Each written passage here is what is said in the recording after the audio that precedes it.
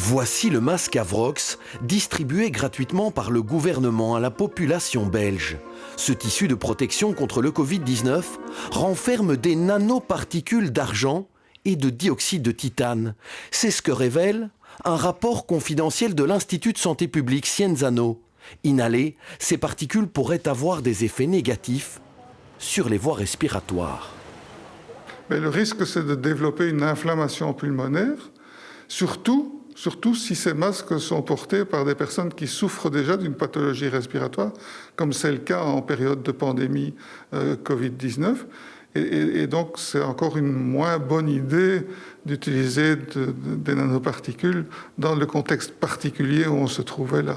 Les nanoparticules d'argent sont des biocides et peuvent se retrouver dans les vêtements comme des chaussettes. Elles font office en fait d'antibactériens. Les nanoparticules de dioxyde de titane blanchissent un tissu.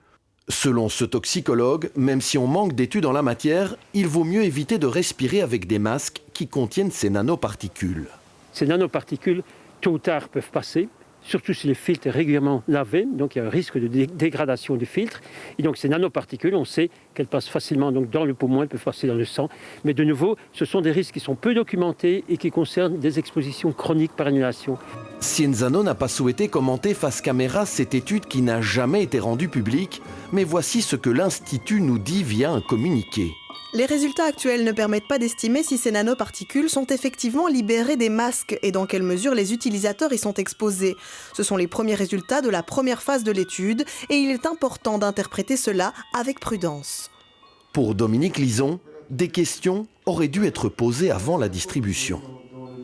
Il aurait fallu, a priori, se poser la question de savoir si c'était nécessaire, utile, opportun et inoffensif d'utiliser des masques avec ce genre d'imprégnation par des nanoparticules.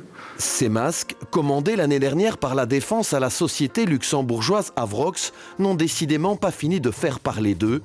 Dans son stock, la Belgique en possède encore 3,5 millions et ils attendent d'être distribués.